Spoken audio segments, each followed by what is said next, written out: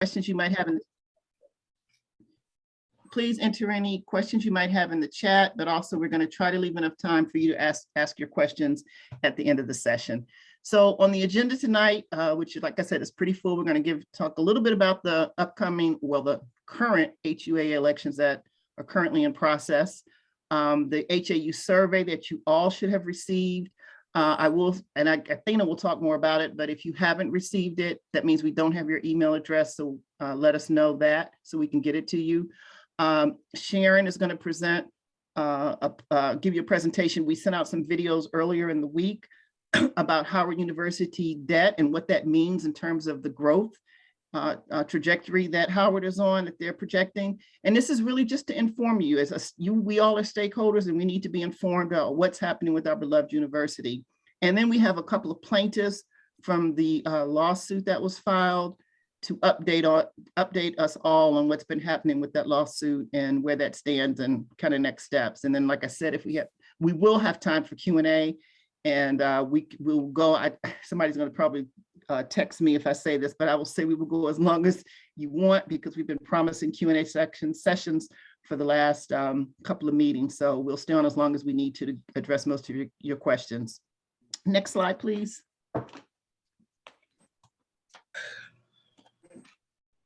So the Howard HUAA elections are currently underway. They started on the 14th and they are ending on the 29th, which I don't know.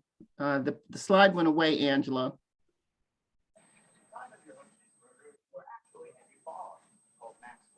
Angela?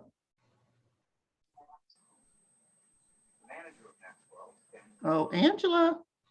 I see. Oh, I see. Okay, you're on mute. Well, I can talk to it because I think I probably remember most of this except for the email addresses. So the election started, the voting period started, I should say, last Thursday on the 14th, and it ends on the 29th, which I'm not sure what that is, but I think it's next week sometime. But let me preface this with, many of you may have gotten a hold of the date. Our intent was to hold a forum with all the presidential candidates. We wanted to do that on the 14th, and we actually sent the hold the date meeting to you guys. The process for the candidates to participate in other forums was that they needed to seek approval. Actually, HAU actually sent a request too for approval for them to participate in a forum. The candidates themselves sent a request to participate in the forum, and they were declined. The request was declined based on the university did not want them to participate in third-party forums, which is kind of mind-boggling to me. That's Cheryl Green's personal commentary, not the commentary of HAU, that an alumni association is considered third-party. So unfortunately, they were not able to participate in the forum. So that was, we just couldn't have it. I think some of the candidates may be on the call today, and hopefully they can identify themselves in the chat box if they're here and listening. But at any rate, again, the ballots were emailed last Thursday. They would have come from noreply@vote.net. So check your spam if you didn't get it. There were also some people who received it from an email, huaaelection@eballot.com. So if you did not get the ballot from either one of those email addresses, then you should send an email to the addresses I have in front on this slide. And what I would suggest, if you have your cell phone cameras, take a snapshot, a screenshot of this slide, because you want to vote. It is critical that you all vote. And it is important that you vote because, as you know, which is why we are here, shared governance has been done away. So in lieu of that, what the Board of Trustees has done, they've created a subcommittee that reports to the board that gives some representation, not the full representation as it was in the past as a full trustee, but that person, that president, will serve on that committee. And so we want to have our voice heard. We are all stakeholders. We are all alumni members. You know, they did away with the dues. So everybody on this call, if you went to Howard, you're an alumnus and you need to vote. So please, please, please, please, please vote. Again, I invite you to rep your candidate in the chat box. And if you want, again, when we get to the time where we can open it up for Q&A, if you want to speak on behalf of a candidate, we encourage that. Again, Cheryl Green speaking here, not on behalf of HAU. I am fully behind Hazel Robinson. I had the opportunity to listen to her on Howard's debate forum, and I was very, very impressed with her willingness to want to work with all alumni. I just think that's so important. Last year was so divisive for us. Some of the language I saw on Facebook was just really disappointing. So, I would just encourage you to, look at the candidates, go to their websites. I just saw Candace is here, Hazel is here. Thank you both for being here. And again, if you want to put something in the comments or take the opportunity to speak during the chat, I would encourage you to do so in lieu of the forum that we had planned. Let me just see if I had anything else to say about I think that is it about the elections, unless anybody else on the steering committee on the call. Did I forget anything about that? I will take that as a no. So I think that is done. We're done. All right. Are there any questions in the chat that I need to address about the elections before I move on that I'd missed? Thank you both again, Candace and Hazel, for being here tonight. We really appreciate you participating on the call. And so with that, I'm going to turn it over to Thina Johnson. She will introduce herself to talk about the survey that you all should have received. Okay, hi, can you all hear me? Yes. Okay, great. Hi, I'm Thina Johnson. I am a graduate of class of 92, School of Engineering. I am on the steering committee, and I'm also the chair of the membership subcommittee that's under alumni independence, which is the group that's working on an independent alumni organization. And we have a number of dedicated members under the membership subcommittee, and we want to hear from our constituents. We've been meeting overall for about 9 months, and we have put together, we're calling it a spring survey, where we want to get feedback from everyone on what you would like to see in this organization going forward. We've sent out this survey, and we have about another week. It's an anonymous survey, and we spent several weeks trying to come up with questions that will give us good feedback from all of the constituents. So some of the items are, what would you like to see in the independent alumni organization? What is important to you? What would you like us to do? Some of the things, opportunities for improvement, some of the activities you as alumni would like to be involved in, the current meeting format, what do you like, what suggestions you have, just general feedback. We really debated on all kinds of things that we want to include in the survey and hear back from you. And once we get all of your feedback by next Friday, we're going to really review that information and act on the feedback you provide. I am going to put the link to the survey in the chat so that if you haven't received it via email or if you haven't seen it on Facebook, you can fill it out. It probably will take you about 10 minutes to complete. And please share it with other alum so that we can get their feedback also. I'm not sure if we can take questions, but we really would like to hear from you guys. Thank you. Thank you so much, Thina. Much appreciated. And I just want to reiterate, as we kind of try to put this organization, I keep hitting start and stop video. My apologies on that. As we put this organization together, again, I always look at the comments on our Facebook page, and so many people, sometimes they confuse us with the HUAA. Then I've heard from HUA members who feel constrained by things they can and can't do because they're tethered to the university. So again, the goal is that we support what HUA does, but we stretch it beyond what they can and can't do, the confines of what they can and can't do. So We really, really want to hear from you, because as we're shaping this organization, we want to shape it so that it provides the value that you want to see in an alumni organization. So again, thank you on behalf of all of us for completing that survey.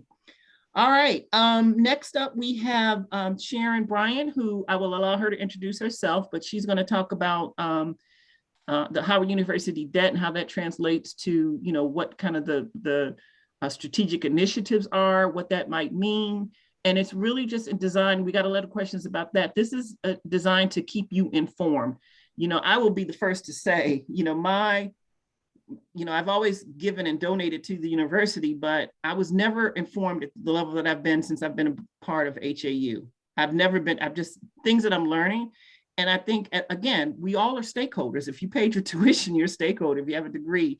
And it's so important that we know what's going on, if nothing more than just for information only, and to ask the questions that we need to ask. So, thank you, Cheryl. I'm so distracted. I can't pay attention. Anyway, so with that said, I'm going to hand it over to Sharon. I think we're going to see a couple of videos, and then Sharon will speak after that. Is that correct, Sharon? Or do you have some words that you want to say before we see those videos? You want to set it up? Yeah, I have a few words I need to say before we start the videos. Just to let you know, hi, I'm Sharon Bryant, and I am a proud alumnus of the university. I graduated in 1991. I'm a School of B. Sorry about the sirens in the background. I'm in New York, so it is what it is, with a degree in finance. But I need to let you know, I have a short disclaimer to give before we start tonight. I am speaking to you tonight as a proud alumnus and not in any professional capacity. I am currently related to HAU as the head of the research committee, and I'm also on the steering committee. The work you're going to see tonight, or the presentations you'll see tonight, come from the work of the research committee. My remarks and comments tonight are a reflection of my own views and do not necessarily represent the views of my employer, my colleagues there, or the leaders of that organization. None of what we discuss is intended as investment advice, so please do not take it as such. The presentations tonight and ensuing discussions are meant to inform alumni and any other stakeholders present, giving them the context for what they often see in press releases. All of the information here is from publicly available sources.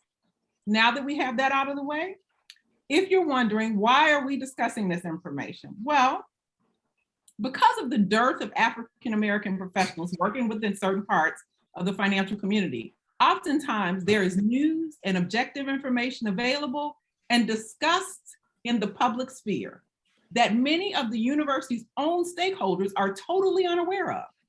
We want to begin to close that gap for our fellow Bison tonight. The university stakeholders should be as informed about the university as the members of the larger community are.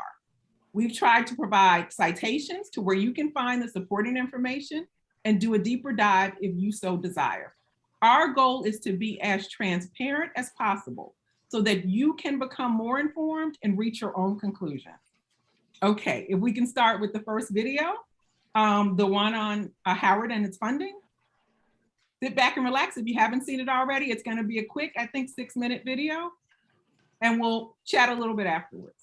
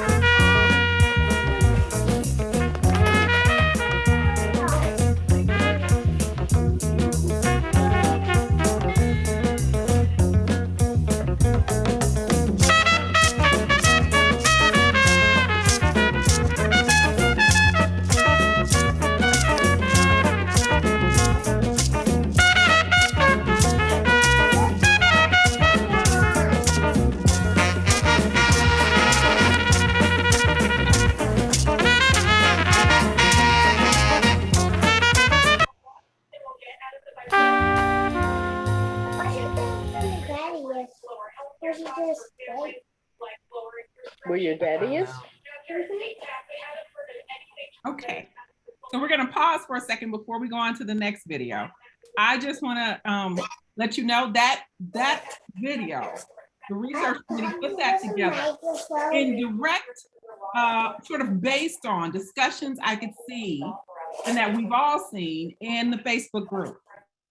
I think I even heard President Frederick at one point on the Alumni Insight call sort of refer to Howard as a business. Howard is not a business. It's a not-for-profit corporation, just to make that clear. It engages on business on behalf of that not-for-profit corporation, but its goal is not profit and to make money. So I want all stakeholders to be clear. Howard is not a business. It's a not-for-profit corporation. If you want to know how Howard spends its money, you can see it's 990 on the IRS's website. And what we never talk about, and I think is very important to the university, is how much debt does the university have? What are the requirements under that debt? And is it or will it in the future affect the mission? There have been talk about the Corvius deals. Those are debt deals. And so this is kind of a prelim to make alumni engaged and aware. And if they've got questions, if you've got questions, I saw several people in the chat guessed that it was Fela and they knew the song, No Agreement. I think Mike Smith got that. He was dead on right. Are there any questions before I move on to the next one? You'll have questions. You can ask questions at the end should you need to, but I just want to make sure if there are any questions or any. Aaron, in the interest of time, can we go on and ask everybody hold their questions until the Q&A session or put them in the chat? So. Okay, that works too. Okay, so let's just great. move on to the next video. Okay, thanks.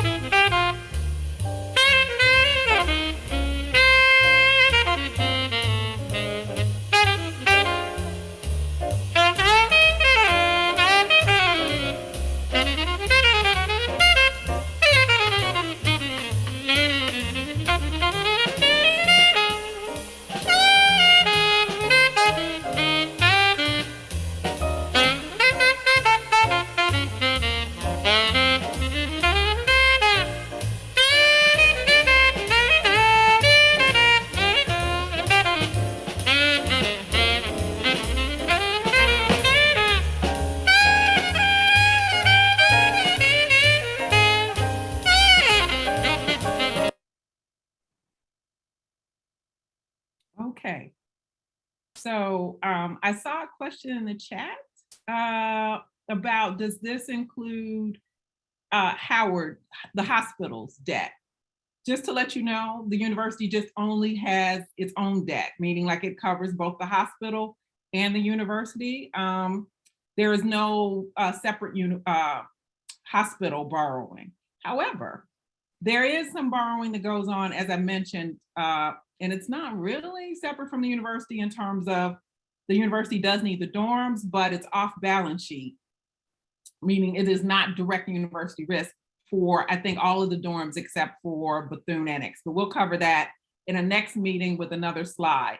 I want you to know that I don't know if you were able to watch President Frederick's address to the university. I think it was like last week, where he had his own slide related to credit ratings. And I think a lot of times, I think there was a press release recently about the university's credit ratings, and people took it like it was an upgrade. I don't know if that's because the university put it out that way or because a news article picked it up that way. There was no upgrade to the university's credit ratings. The university has a BBB- rating at S&P, a BBB- rating at Fitch. I think it's on watch positive at both. And all of that means it has not been upgraded. Both rating agencies are saying you could potentially be upgraded in the future if certain things happen over a certain window of time. That is no change to your actual credit rating. And at Moody's, Howard carries a below investment grade rating. The current rating from Moody's is, I think, a Ba2 on the bonds and a Ba1 on a bank loan. And we'll talk about that in our next meeting with the next set of presentations as to why that difference exists. But this is all public information. This is not something that's hidden. It is something that alumni, though, never talk about or discuss. We don't talk about what the university's debt policy is, or how much debt the university has, what its repayment obligations are, how is it going to pay off that debt. Now, a corporation, a for-profit corporation, when they take on debt, theoretically, they're going to repay it from the profits. They're going to grow their business, they're borrowing money, the higher sales, the higher revenue will pay off the debt, okay? When you're dealing with a not-for-profit corporation, and that not-for-profit corporation goes to borrow, right? The money's got to come from somewhere. They're not looking to make money. So it's got to either come from the mission, right, to pay off the debt, or they're going to keep refinancing debt and it never gets paid off. But the repayment obligation is something to think about. The interest on the debt is something to think about. And it's something we never discuss. Like, so when an announcement is made about, oh, we're going to have this new development, and it's, you know, $700 million in new stuff. I don't hear alum asking, well, how's that going to be paid for? They sometimes say in the same press release, oh, we're going to have this new development and we just borrowed $300 million and we could borrow $500 million. $300 million, $500 million on top of what? Those are not small numbers. It's with no context. So it is my hope that as alum get more information around the university's debt, its obligations, how it has managed its debt over the years, just like you, right? When you go to borrow, don't they want to see your credit history? In the debt markets, the same things happen, right? People don't want to just see what your credit rating is today. They're going to look at how you've handled debt over time. How are you in relationship to your debt currently? That is something that we've got to engage in my opinion. And to be candid with you, we're not having this discussion. We are the most vested in the university, right? The students, the faculty, the alum. I can tell you the borrowing community, where the bonds get floated, where they get shopped, it gets discussed.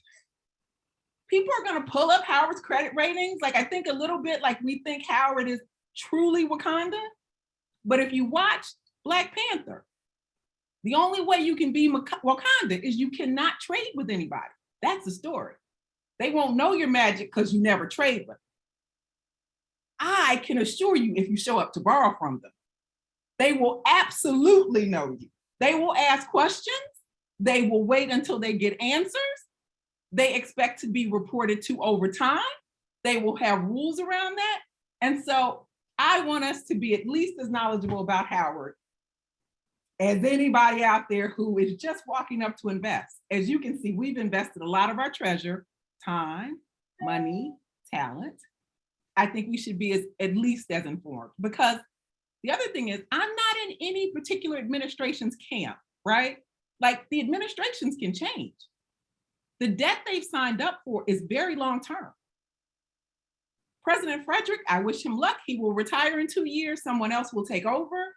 They're going to inherit all of the debt and all of the obligations that exist out there in the world. So let me see, are there any other questions in the chat? Sharon, I'm going to respectfully ask that, because in the interest of time, that we've got 2 more agenda items.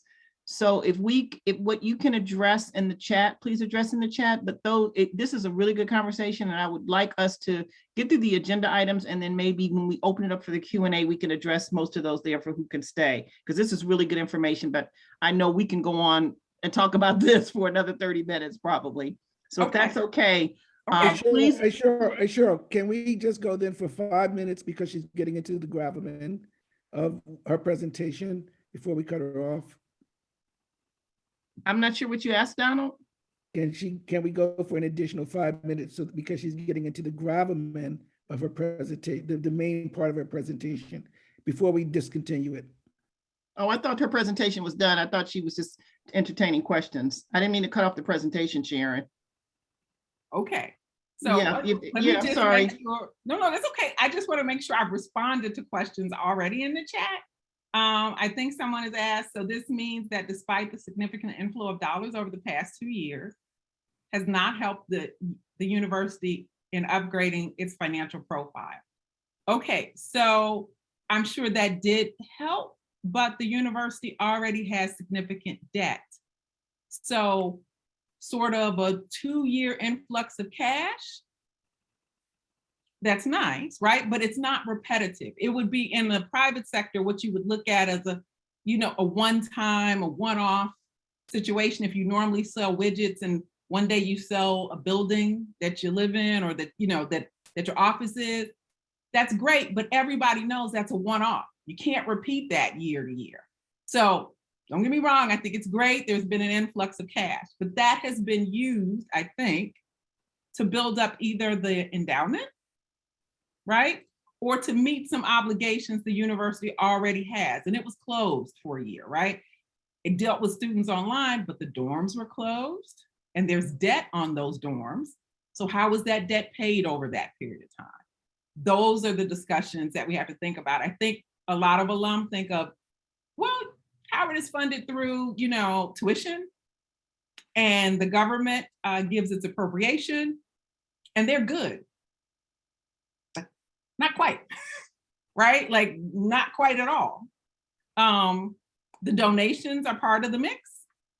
And again, if you have obligations that go beyond just running the university, significant debt, then you've got to meet those obligations as well. So I'm sure the influx over the past 2 years was helpful. And I donate to the university. I want the university to do well. I've donated for years. I hope you all donate. I hope when HAU becomes a more formal entity, that there is some decision made around what we would do there from donations. But, we have to think about overall what obligations the university is taking on and what our thoughts are on that and how do we want to address that. Let me see. Okay, I see a question in the chat from, I won't say from who, but about how much is the university's endowment. Okay, so I think their last report on the endowment was roughly, I'm going to just off the top of my head, don't hold me to this, roughly 800 million. I think President Frederick mentioned that at the address last week. I'm not sure if it's up or down, but to be clear, the endowment has investments. The value of those investments can go up and they can go down. So what they're worth is what's recorded as the endowment. If there is a bad year connected with their investments, the endowment will go down. If it's a good year, the endowment will go up. What I never hear anybody talk about is what is the endowment invested in, right? Because all investments aren't built the same. Are they risky? Are they not risky? Things we'll talk about at a future meeting. But this was just to get you started, to kind of get you in the framework to think about the debt. And hopefully next we can talk about the specific types of debt and how much, and kind of move on from there. I'm gonna relinquish any time from this point on. Cheryl, you can go back to the agenda. Sorry if I went too long. No, that was fine. I thought I had cut you off from the presentation. And just for those who are on the call, again, we're going to have a Q&A session, and Angela's compiling all the questions in the chat. So for those of you who can stay on a little bit longer, we'll address all the questions you have for Sharon that perhaps weren't answered during her presentation. So thank you so much. Next up, we are going to have two plaintiffs from the lawsuit that was filed regarding shared governance to give us an update on the lawsuit. I believe, if I'm correct, Maria Jones is going to be the first to speak to us. Is that right, Damani? No, I'll be going first. Okay, sorry about that. Damani, I'm going to turn it over to you. All right, good evening, everyone. Good to see everybody, and appreciate you coming out for our meeting tonight. I am a member of Howard Alumni United, but this evening I'm speaking on behalf of the plaintiffs. Maria and I will be doing that. I'm a former trustee, as some of you know, and I'm really saddened to share this information with you. It was the highest professional honor of my life to sit in the seat where symbolically greats like Asa Spalding, Geraldine Pittman Woods, Jesse Norman, and our longest serving trustee, Frederick Douglass, once sat. But we've come to this point because shared governance and diversity are positive values. Power grabs and voter suppression are antithetical to the mission of Howard University. Sisters and brothers, right is right, and voter suppression is wrong. We, the plaintiffs, are grateful to the leadership of HAU and the Capstone Group for their endorsements of our action. Many, many thanks. Tonight, alums and friends, we request your personal support and assistance. Stakeholders, students, faculty, alumni, but especially alumni, were shocked and dismayed when in June 2021, the chairman of the Howard University Board of Trustees announced that all affiliate trustees, those who are voted upon by the respective stakeholder groups, had been abolished. There was no substantive consultation and no advance notice to the stakeholders, alumni, students, and faculty who voted for these trustees. Concerned alumni, including former student leaders and former trustees, sought answers to basic questions without really substantive response. Finally, several alumni on behalf of many others became plaintiffs in a lawsuit filed in December 2021 in the DC Superior Court, alleging that one, the board violated its own bylaws with this action and that it had done so previously in regard to affiliate trustees. In doing so, the board acted illegally. Two, we allege the university extolled its shared governance to its accrediting body in 2020, while at the same time it was disingenuously dismembering the affiliate trustee presence on the board. Three, we alleged the board illegally prevented or ignored results of elections by stakeholder groups, all three, students, alumni, and faculty. As a result, more than 100,000 students, faculty, and alumni, including the plaintiffs, were harmed, and you were harmed by the resulting disenfranchisement and the lack of, quote, representation, unquote, on the board. In its complaint amended in March, the 10 alumni plaintiffs who range over 4 decades, including lead plaintiff attorney Timothy Jenkins, who's also a former board member, and represented by attorney Donald Temple. We plaintiffs allege that 4, the Howard Board has violated its fiduciary duties by A, their actions which deprived alumni, students, and faculty of their rights under the board's own bylaws, and B, by making its minutes confidential for 25 years in possible violation of DC Code Section 29-406. We also allege number 5, that the board's ultra virus acts created an improperly constituted board of trustees. That outcome rendered invalid its ultimate decision announced in November 2021 that its bylaws were amended to abolish affiliate trustees' positions, months after they made those positions null and void. And finally, 6, concerned alumni who expressed concerns were met with perfunctory and superficial responses limited to terse letters, a refusal to even acknowledge requests for pertinent documents, and 1 online discussion with a hard stop at 1 hour with 0 answers, and I mean literally 0 answers to questions. The sole option left for alumni was to seek relief in the courts. Maria Jones will take it from there. Thank you so much, Dean Keene. And before we get to next steps, I just want to kind of continue on the chronology very briefly to update folks on what's going on. Okay, so our lawyer, Donald Temple, he filed an amended complaint, and Dean Keene just told you about the contents of that complaint. Howard University on March the 2nd accepted the served amended complaint. I want to say that again. They accepted the served amended complaint. A couple weeks later, on March 31st, Howard University removed our case from the DC courts, the DC Superior Courts, to a US District Court, which is a federal jurisdiction, basically trying to ignore the DC nonprofit laws, claiming that they didn't opt into the nonprofit laws. But the question is, did you opt out?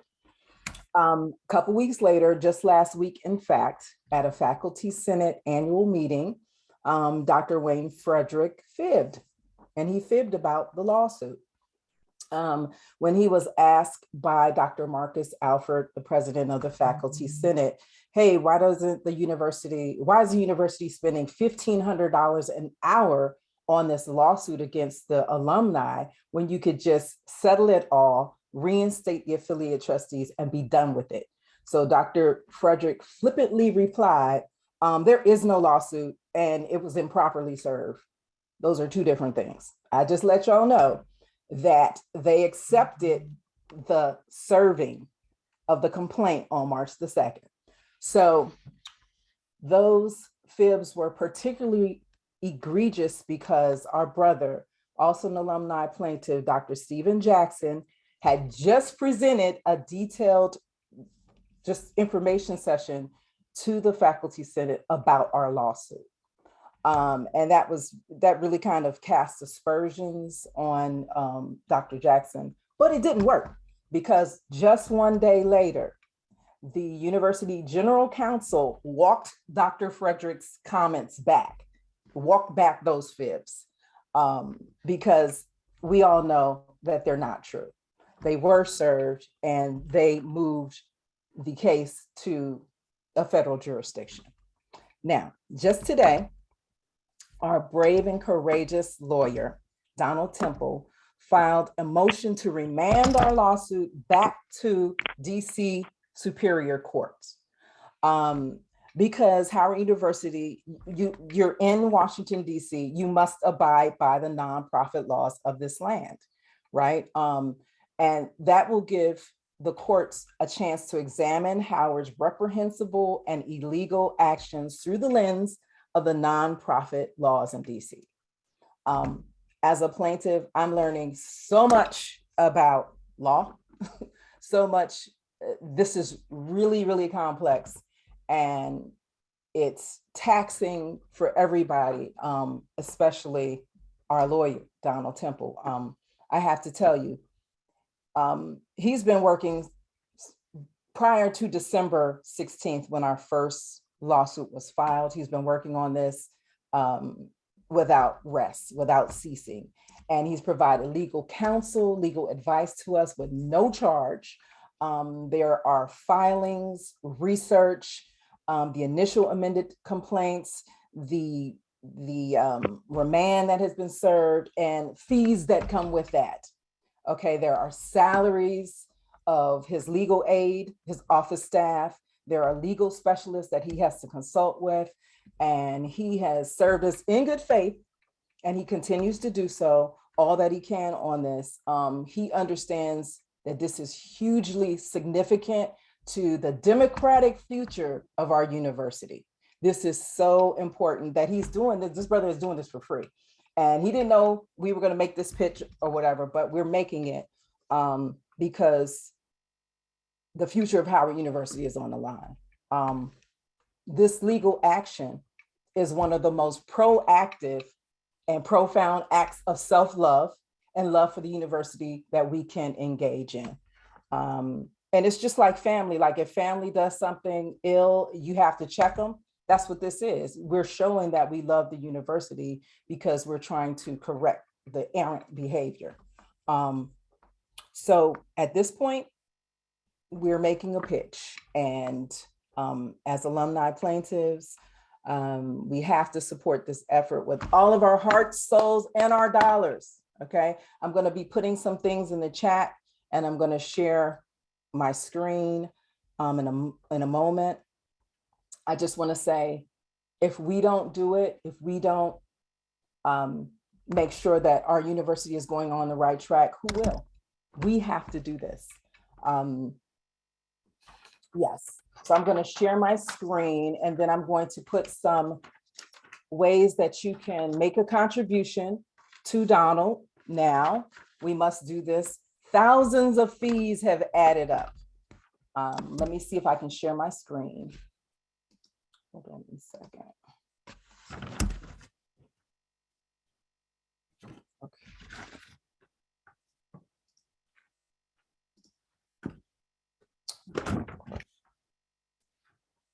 That's not the right screen. Hold on. Oh, wait, it was. Okay, there it is. That's what I need. Wait a second. This is a little flyer that just gives you the information. Let's open our doors to a brighter Howard University, support the HU alumni lawsuit to restore shared governance. Maria, Yes. we see your email screen. Oh, you don't see this? Okay. Yeah, Rats. share the Okay. other screen. I know, but you know what? I don't, let me see. Hold on one second. There's too many screens. Okay, let me see if I can do it now. Hold on one second. I gotta go back here. Yeah, this is it. This is it. Okay. Can you see it? Yes. Okay, so this gives you the information. Please take a screenshot of this, but I am going to put the information in the chat as to how people can make a donation now. We have a Cash App going, $alum versus HU trustees. You can also write a check. You can do it the old fashioned way. Temple Law Offices. We wanted to go to a PO Box 80147 Washington, D.C. 20018. If you have any questions, email us at alumversusHUtrustees@gmail.com. Okay. I'm more of a Zelle person. And we're working on all that. We're working on PayPal, Zelle, and we're working on GoFundMe. The Zelle is good for me. Yeah, we're as alumni plaintiffs, we're working on all that. You know, we meet regularly. We meet once a week, and so we're doing what we can. But certainly, whatever you can do, if you can write a check, please do that. If you can do Cash App, please do that. All right. I'll put some things in the chat. Thank you. Thank you. And we'll Thank you take very much, questions, Maria. too. Thank You're you very very much, welcome. Maria. Okay. Donald, I think you wanted to say some words before we went into Q&A. We're kind of running short over time here. So I think you wanted to have some closing remarks. I can wait till after closing, after sessions, if you like. I mean, I merely wanted to say for folk who are following HAU that it's sometimes perplexed, circuitous, and maybe even elusive why a group of alumni have been so steadfast about the questions that you've heard today. The notion of what brought us together was interesting, and perhaps in a very strange spiritual way, it brought us together at a time when things were happening that we knew little about and we were clueless about, but there were people who really love Howard, and some of them you're talking to, and they're coming out of the class of early 1960s to the class of 2020. But what provoked this is that we felt our rights were clandestinely and non-transparently disenfranchised. And that brought us together. Nobody came together around a personal agenda. We just thought in principle that our university, our beloved university, should not treat alumni like second-class citizens. And then after 95 years of serving on the board, vote us off the board and not have a discussion with us. And then tell us as a consultant, and we don't get a chance to know what the consultant said. And then when we talk to the board tells us they'll give us a 60-minute hard stop, and then they go mum, and they're instructed not to talk to us. And we write and we write and we talk. And so that wasn't a good feeling. And we know that we deserve better. We're Howard alum. You trained us. We're well educated. We're experienced. So that was one problem. We then were kind of sidestepped because of the students, our students, those people that we once were. And many of us got involved, including myself. And again, perhaps serendipitously, we thought it was a protest about housing. And then from firsthand experience, we saw a level of temperament and a tone towards these students that was reprehensible, quite frankly. And I've never studied about that. Why are our young people being treated so meanly? And I saw it firsthand, and threats of retaliation. And we wondered about that. And then when we dug in a little bit, because we're constantly just thinking about, if we had people at the board level and we were transparent and honest about dissent, then some of these problems might have been a little bit more checked and balanced. But then we learned about a 40-year contract with Corvius. And then we learned that there is these peculiar contractual relationships and dealings, and that our university was entering into different types of debt and relationships that we didn't know anything about. So we began naturally being intellectually curious to check that.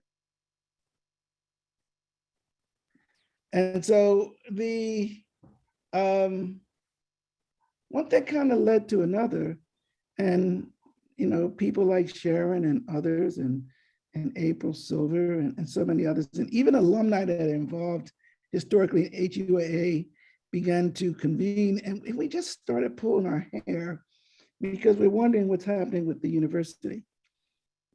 I've been in student government in the 70s, and I went to law school at Santa Clara, and I went to law school at Georgetown, and we have all these relationships. But then we started looking at how we were being treated here, how some of us are being treated at other schools that we also love and attended. I'm going to be brief on this point, though.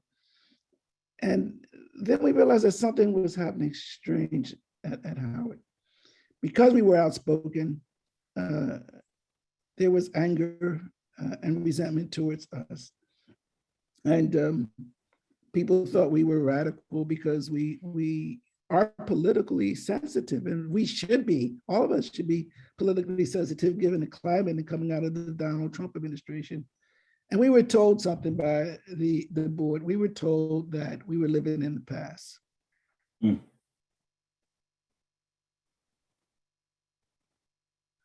That we were living in the past. And we responded with the rally on campus, and we said, no, we're not living in the past. And we can't be confused about what Howard University means when we say whether it's a business or it's a nonprofit, whether it spends money and engages, but that the past is living in us. Now, that doesn't mean that we don't move forward and we don't celebrate our accomplishments. Dr. Frederick has done an incredible job in many respects, and how it continues to do work. It's almost like a star that keeps shining, it self-perpetuates. But there are things that we realize that we have to be concerned about. And sure, I want to get to the point. We're fighting in a lawsuit that is vicious. Mm. Howard has retained a major law firm, and it's a vicious lawsuit. And there's some serious issues there because we challenged the way that the board operates and the manner in which it excluded us. And we believe that is wrong. And we think it's a compelling lawsuit. We may be absolutely wrong. They moved it to federal court. We filed a motion to remand. You can read the pleadings, they're all public record. But that lawsuit is literally the only place where alumni have a voice that can't be regulated in any way by third parties. We've raised issues that we attempted to raise, but they're fundamental issues because they're about transparency and shared governance. If the alumni were to prevail in this lawsuit, it would change structurally, inevitably, the way that the Board of Trustees operates and the way that it thinks and perceives alumni, along with the fact that we believe the only way to command accountability is to build an alumni capacity that is actually meaningful, and that also is not tin-cupped or dependent, but self-sufficient. So that becomes one critical point. I'll close by saying this, is that people have said, well, why are we talking like Sharon's talking about these issues? You know, one of the things that risk, and not a lot of us, including myself, are not as risk sensitive as the president and Sharon and many of the people on the board. But one of the things that I can tell you is this: gentrification is real. And there are people that would rather, in some respects, and let me rephrase it, that have no sense of the significance in history and the need and mandate for Howard University in our community, ranging from the 1867 charter. And that if we're not careful, when we spend money, Sharon has often said sometimes you want a Porsche, but you maybe should have a Volkswagen or maybe a Chrysler. When we spend money and we collateralize the money, my takeaway is that when we collateralize the money, that's risk sensitive. And the collateral, folk, the collateral is not a suit in a closet. The collateral may be a university classroom building. It may be a dorm. And we get into these debts when the school is already at $50-something thousand in tuition.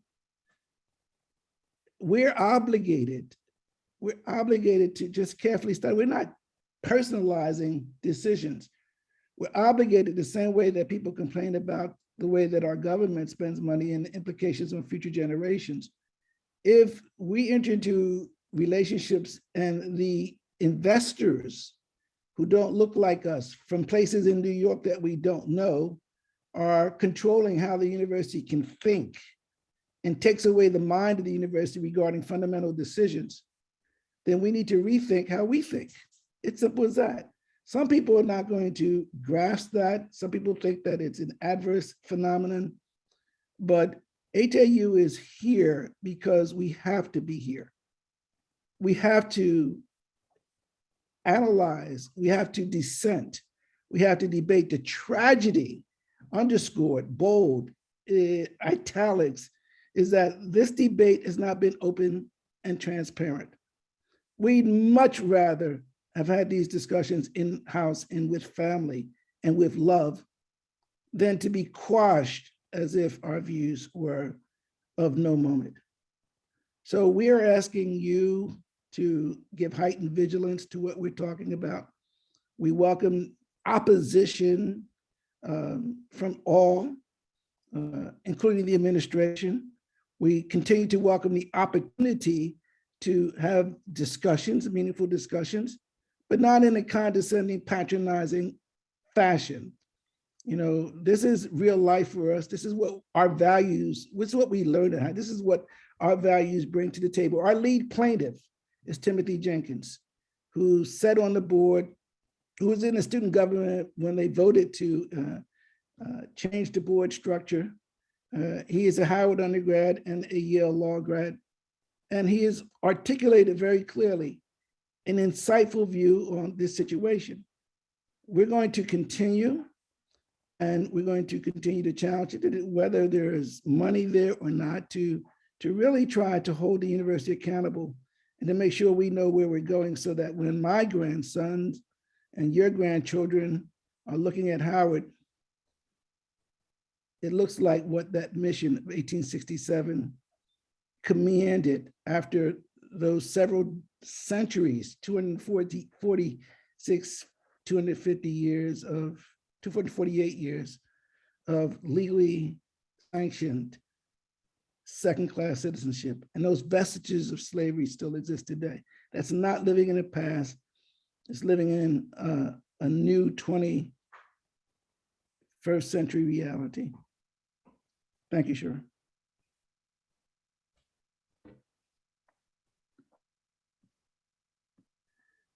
All right, for those of you who have hung in there, we appreciate you. We've got about 10 more minutes that we can try to get through some questions and I would ask that whoever answers the questions, try to answer them as quickly as possible, because I've got probably about, it looks like 10 or more questions that we haven't answered. So let's try to get through these today. And for those of you who can hang on, who've asked the questions and they weren't answered in the chat, I appreciate you being patient and letting us try to get to these. So the first question, I think most of these may be for you, Sharon. The first question is, what affects those upward and downward credit ratings? It's a good question. They are unique to each issuer, right? And they're usually included in the write-ups that each credit rating agency does. The university does post some of those write-ups to the university's website, but as you can imagine, a rating agency is giving an opinion, and they don't want to go too far into what's going to happen in the future. It's a lot of unknowns as to what would cause the rating to move. They give you some indicators, but it's nothing hard and fast because the world around them is dynamic. The next question, I think we answered, but I'm going to ask it again, but I'm pretty sure you answered this one already. Does this rating include or factor in debt from the hospital? I did answer that, and the hospital has no separate debt. It's the university as a whole. All the university. Okay, Yes. Cool. How long does it take to change a credit rating to turn around?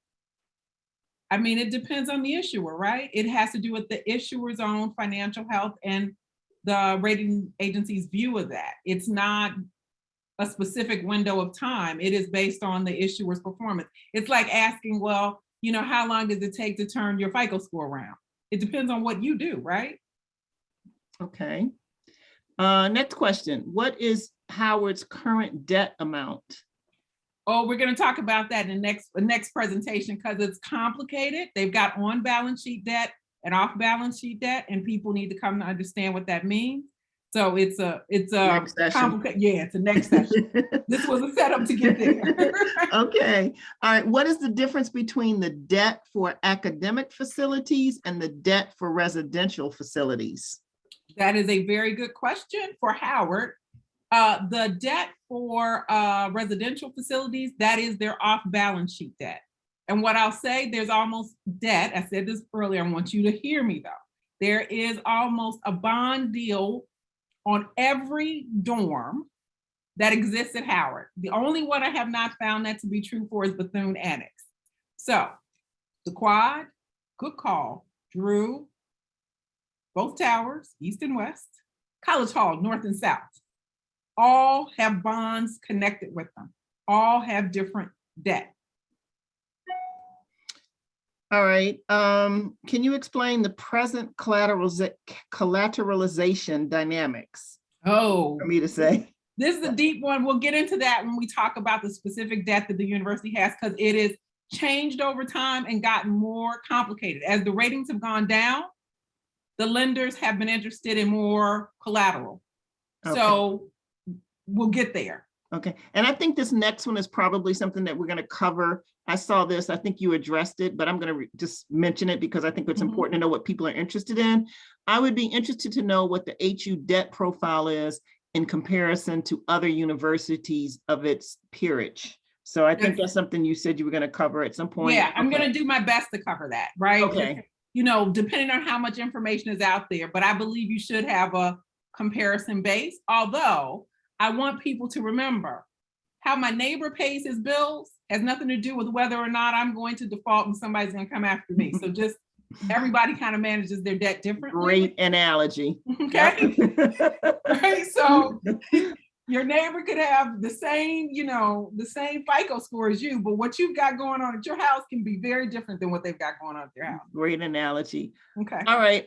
What financial strategy or approach would the incoming president need to take to curb the effects of this debt on the success of her administration? I love how they said her, and the university's health in the early days of taking over. So I cannot answer that. That is a university question, right? Okay. The old administration and the new administration. Yeah, and I think a question to ask. Yeah, and this is the beauty of this education, because these people are posing the questions they should be asking the university. So yeah. I love that. The next question is the university, I think you answered this too, is the university investment policy public? Okay, so they've got a sort of what I would call like a basic investment outline of their policy in their financial statements. We will cover that at some point. Investment policy is different than debt policy though, right? Investment or assets that you own, Right. that is what you own. So they do have a basic out there, but it's not very detailed is what I say. And they don't have anything out there on their overall debt strategy. Let's call it that, their debt strategy. We don't have that. And then last question, I think we've been asking because they talked about this. This is not for you, Sharon, by the way, but Maria or any of the plaintiffs can answer this because I think there was a plea to donate funds. It says, where is the money coming from to pay HU's attorneys regarding this lawsuit? So Maria or any other plaintiffs want to take that on? I'd love to. I answered it in the chat to say it this way. Because funds are fungible, which is to say that, you know, if you have $10 in your wallet, it's still $10 in your wallet, no matter where it came from or how you spend it.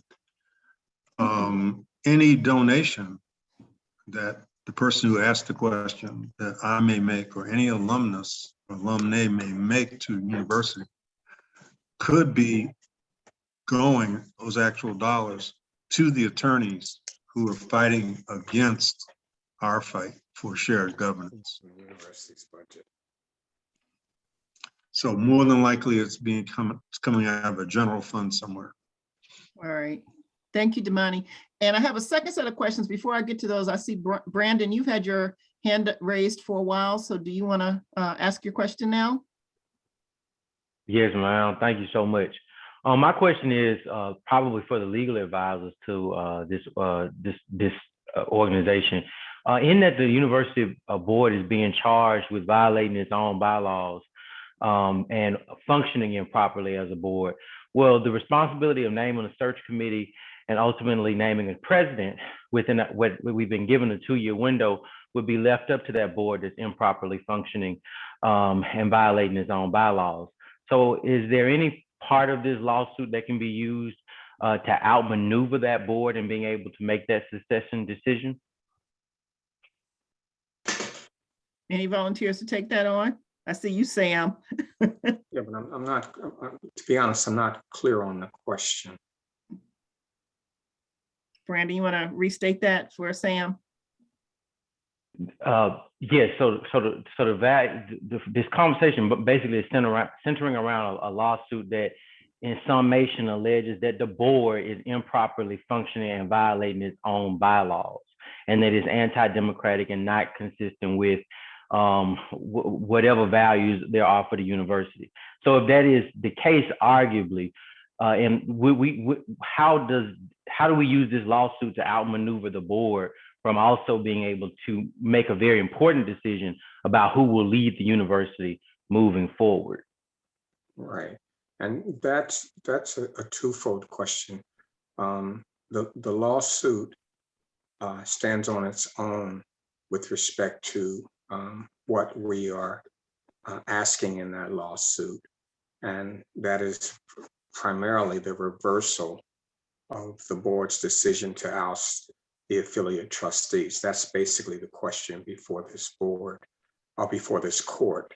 With respect to outmaneuvering the university, that's a little difficult to do, and that's one of the reasons we're having these calls, so that alumni and students and parents, as well as faculty, are informed of the issues and addressing those issues to the university itself. Unfortunately, or fortunately, in some people's eyes, the board oversees, supposedly, or is supposed to, let me put it that way, oversees the actions of the president. The president is a member of the board of directors. And I think, as Donna alluded to earlier, much of that information that's being discussed is not open to us. And hopefully we'll get some of that information through the lawsuit. If we're successful on the lawsuit, and there's no guarantee that we will, if we're successful on the lawsuit, that decision will be overturned, and perhaps that will send a signal to the board to be more transparent to us as well. But it's a very, very good question, and I wish I had a better answer. And in terms of outmaneuvering the board, but the board and the president are working together. That was good, Sam. Thank you so much for that. And again, for those who are able to stay on, we really appreciate you. I'm getting all the questions and we're going to answer the questions. So as long as you can stay, we'll get to your question. Another lawsuit question. I don't know if Sam or Donald or someone wants to take this on. What is the timeline for the lawsuit to be resolved? 1 year, 2 year? What is the projected cost needed from alumni to cover cost of litigation? That's a good question. I mean, I wish I had a crystal ball for the projection of any lawsuit. In this particular situation, it depends. It depends on whether this case stays in federal court, which we are not really, we don't think the case should be there. But if it's in federal court, it's not going to be necessarily so bad for the alumni. It's a great place for the case. It's just a question of whether it's a proper jurisdiction. The case could last 2 years, it could last 3 years. I'm optimistic that it could get an early resolution, depending on how the court sees some of these issues. It's a very clear lawsuit. If you haven't read the complaint and the allegations in the complaint, it's a very, very, very clear lawsuit. And so one way or another, we're hoping that this lawsuit is not one of those 3-4 year lawsuits. And I think that optimally, once we get moving in the case, which may take some time in the pending motions, I think the case will have some degree of speed. I hope so. Okay, thank you, Donald. Sharon, you are popular tonight, my friend. All right, I think no, the next 3 questions I have that have been sent are for you. Okay. Which officers at Howard have final approval on each debt issued? So that's a good question. That is also a university question, right? So from what I can gather, looking at the university's bylaws, at the scale that they do the debt, I think anything above 5 million, the board ultimately has to agree to it. So I would imagine the president of the board, but there's got to be at least, someone internally who handles the negotiations. I would assume that it should not be President Frederick, and I'm hoping it's not President Frederick, but who it is, I don't know. Okay. That's a university question. Second question for you. How are the 100-year leases factored into the HU financial portfolio? Okay, so here's the long and short of that. That is a separate presentation. We're going to call that the sales like lease transaction, because that is what the university calls them. And those are the long-term leases of property. It is when Howard does the gentrifying. Go ahead. Next question is coming. No, okay. Okay. Got it. I think this person might be missing the H key on their keyboard because it says, well, no, it says, how did selling or renting Meridian help? I lived in the quad and so old. I'm not sure if they mean if it's so old, how does Howard still, and it says old, I'm assuming that's hold onto this structure. Okay, so I'm going to start with the quad first. The quad has been renovated. Well, Meridian first. So okay, I'm going in. Oh, okay. So as far as the quad is concerned, it has been renovated, and that was done through a bond sale debt. So there's debt now on the quad. On the quad, yes. Now, in terms of Meridian, they did a long-term lease deal. We'll cover that a little bit. That is the sales like lease transaction, the 99 years. And I think it was in exchange for a lump sum cash up front and a very small annual payment, which is why it is referred to in their financial statements as a sales type lease transaction. Okay, we'll discuss that later, what that means. This is going to be class. We're going to have sessions. We're going to have some courses coming up. All right, I think, and again, the next set of questions I got for you, I think, well, no, one for you. What would be the alternative to how HU finances modernization and expansion of the university? So they could do that through donations. They could do that through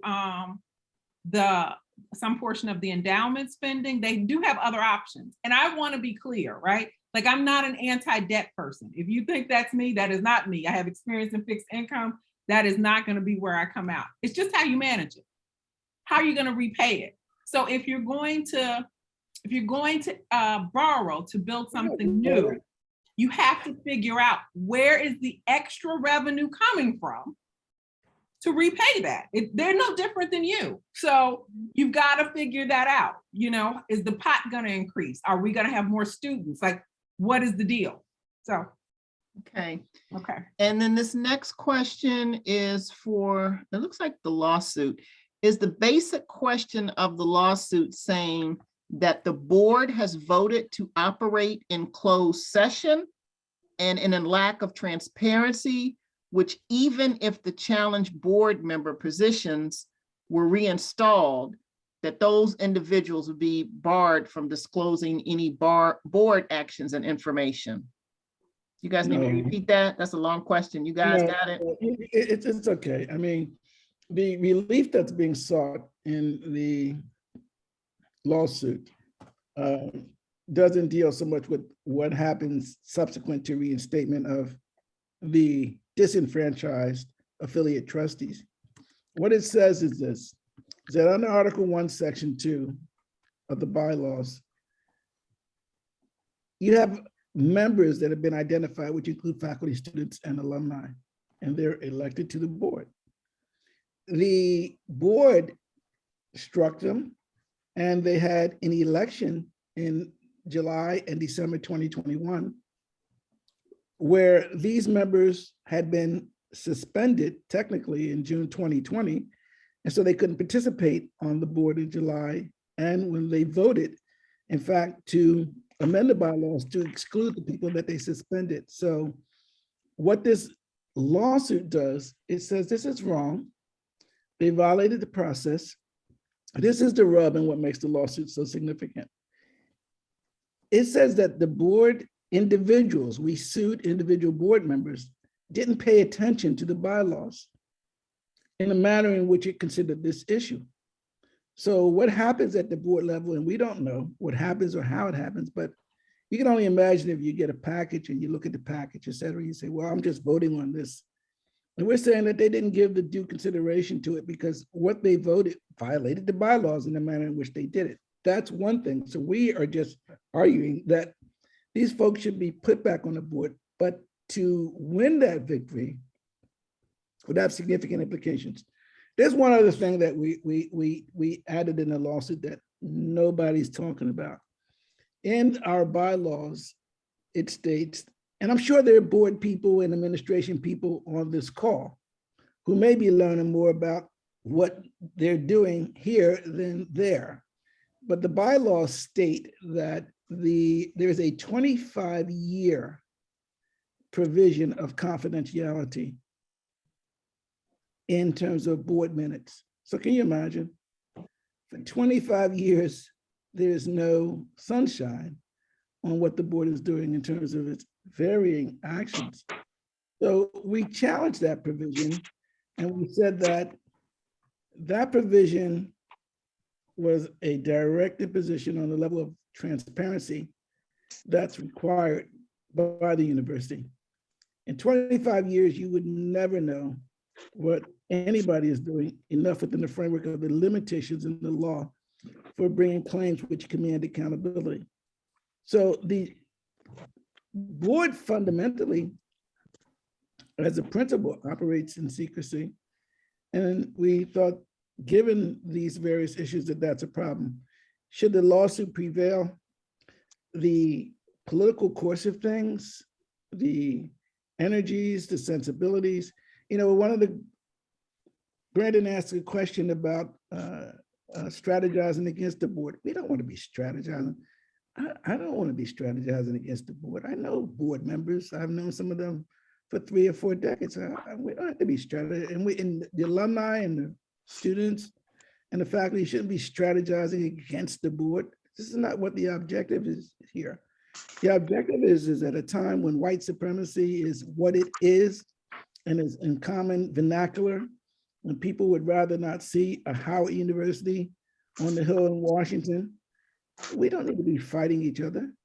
we need to be figuring out how to work together. So subsequent to the conclusion of the lawsuit, particularly if it's favorable, we hope that there'll be some type of new thinking and rethinking about how the board of trustees moves, and in conjunction with affiliate trustees, to be more transparent, more accountable, to welcome debate, and to welcome dissent, and to figure out how we can preserve Howard going into the 23rd and 24th centuries.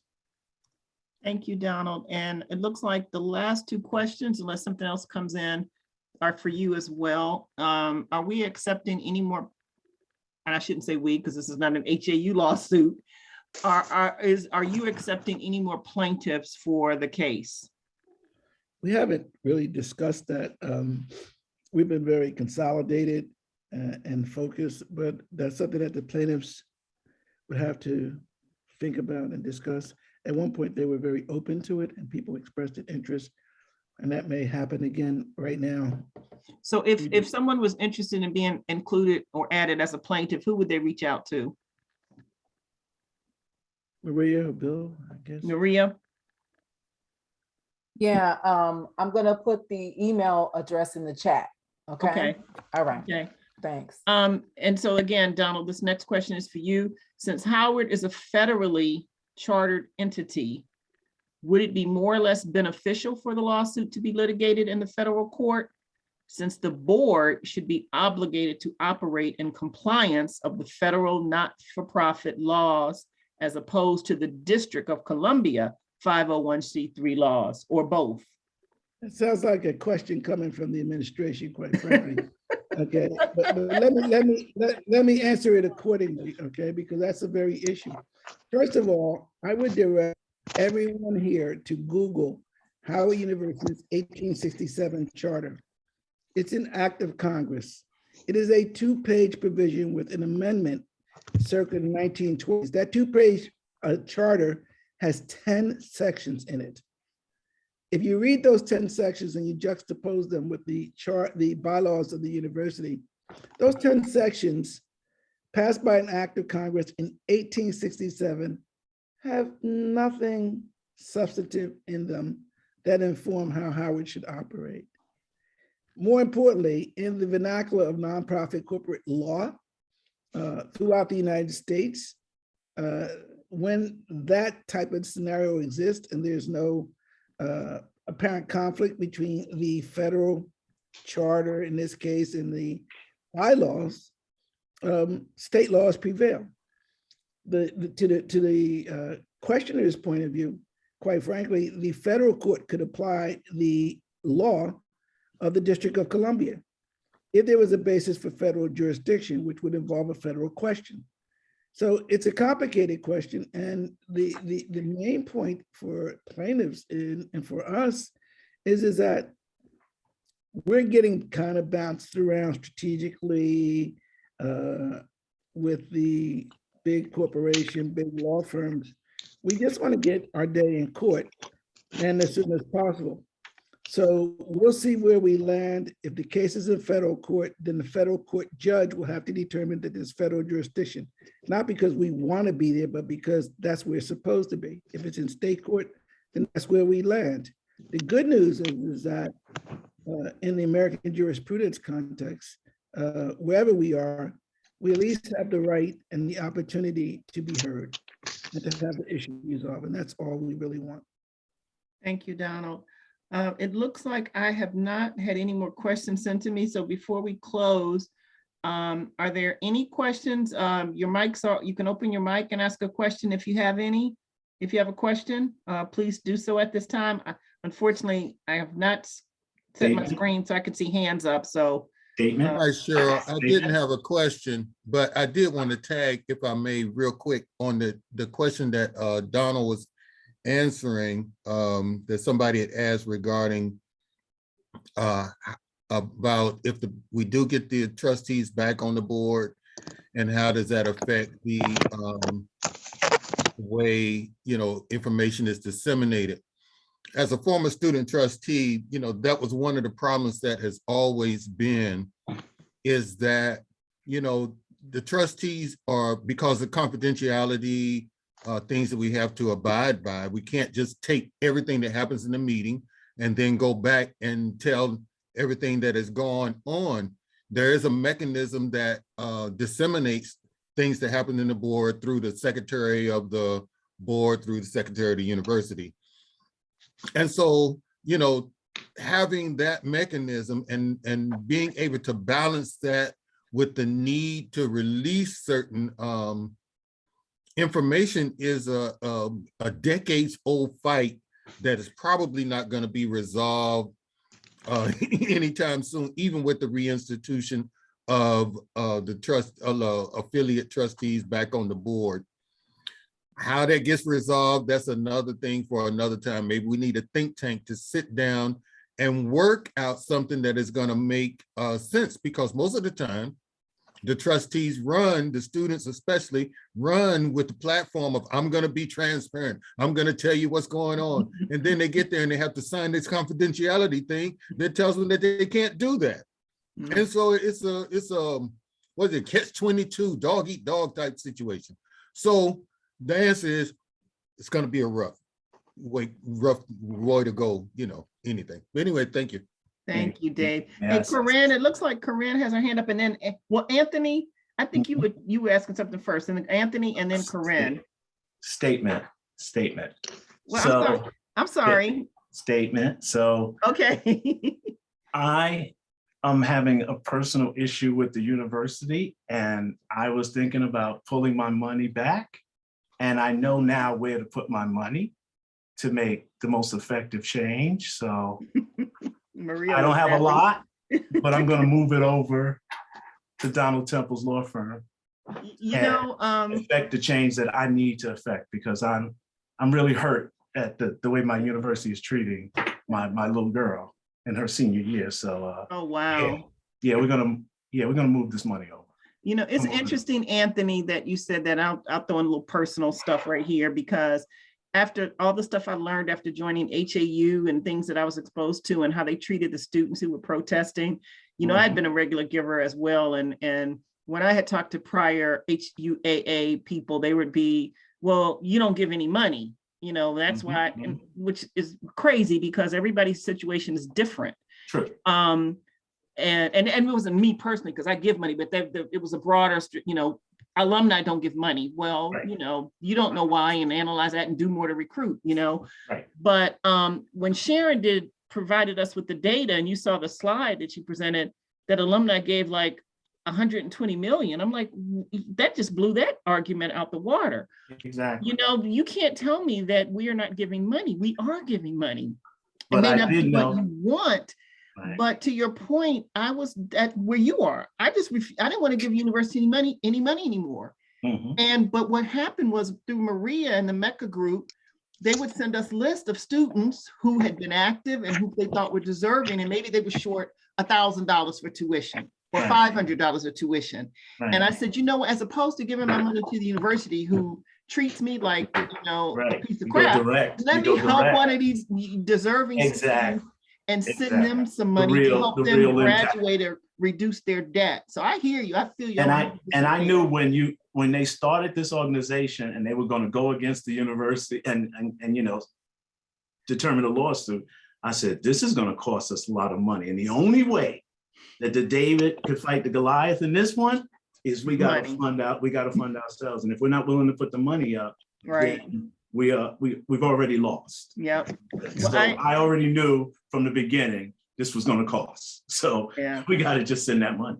I appreciate we got to send that money. I appreciate that statement, and I wish all the best to your. She's a senior. They won't let her march because she's 2 credits shy on the practicum that they set up. And I said, at least let her march. We don't care about we know the graduation and it.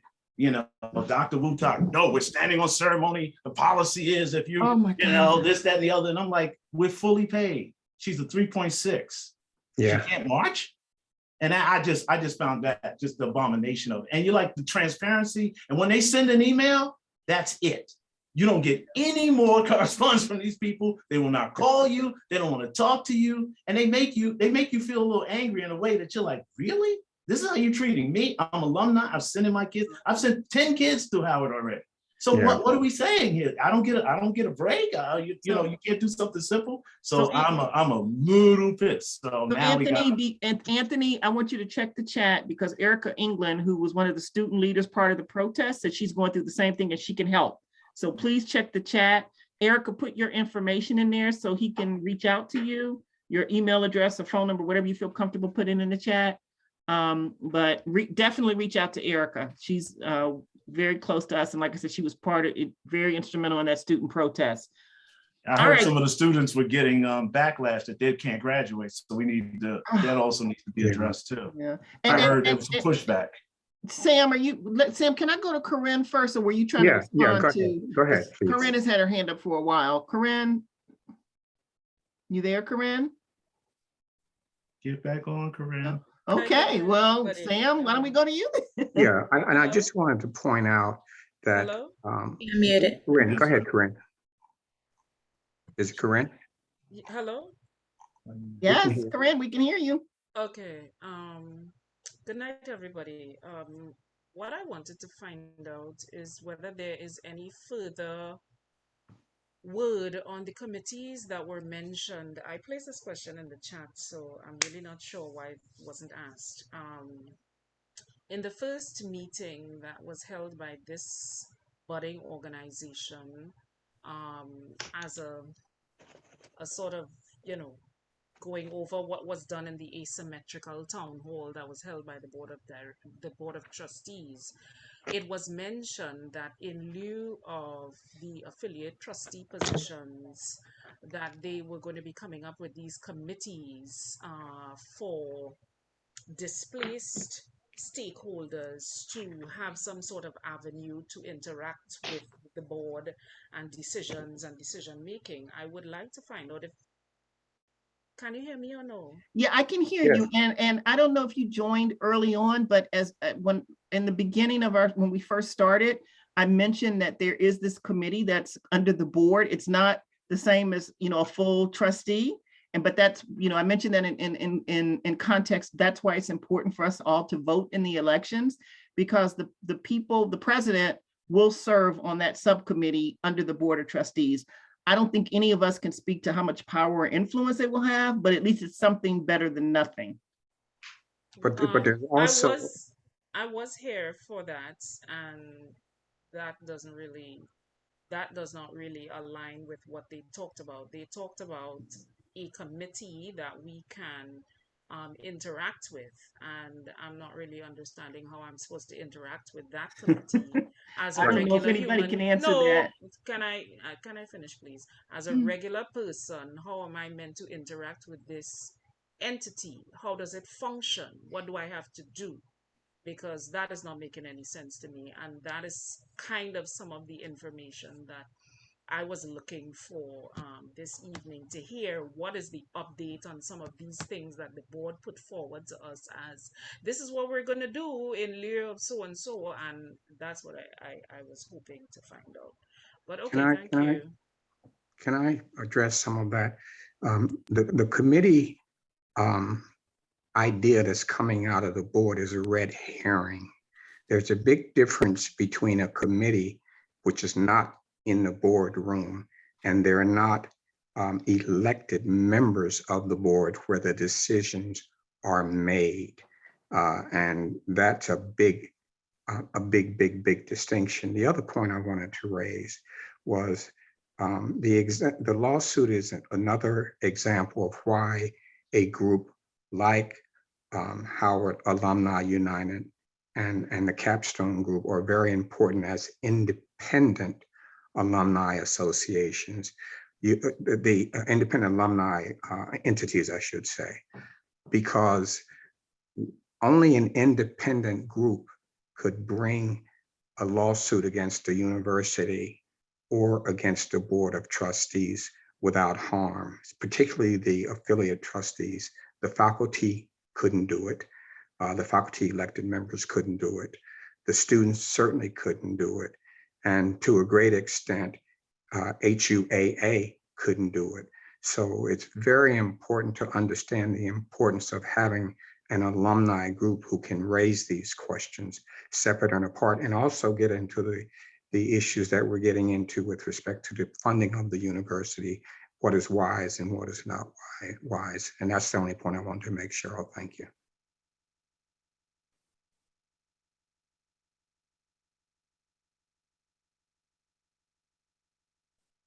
Gotcha.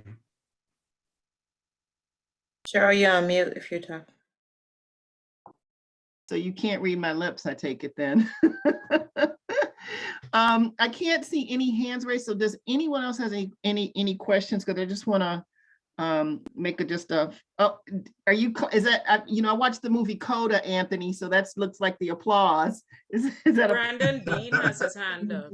No, that was from earlier. Thank you, Corinne. That was from earlier. No, there was one more question in the chat that I sent you via text message. Oh, you did? Okay, let me check that out. Thank you. You're on it. This is Damani. Cheryl, while you're looking for that, let me say one further thing in regard to Corinne's question. Corinne, you're asking us the question that we'd like to know the answer to also. Once we made this, I'm speaking of HAU, once we made our opposition known to the board's decision, most communication was cut off. I've got a stack of unanswered emails and so on. So what you're looking for in terms of response from the board with regard to what they said they were going to do, we don't have, because as far as I'm aware, they have not provided it to anyone. Thank you, Damani. Okay, so this question, I think, Donald, are you still there? Yes. Okay, I think this may go to you. Are there any HU law students or other HU grads who went to other law schools helping you with the lawsuit? From time to time, I want to be careful. I don't want any retaliation against any of these law students that might be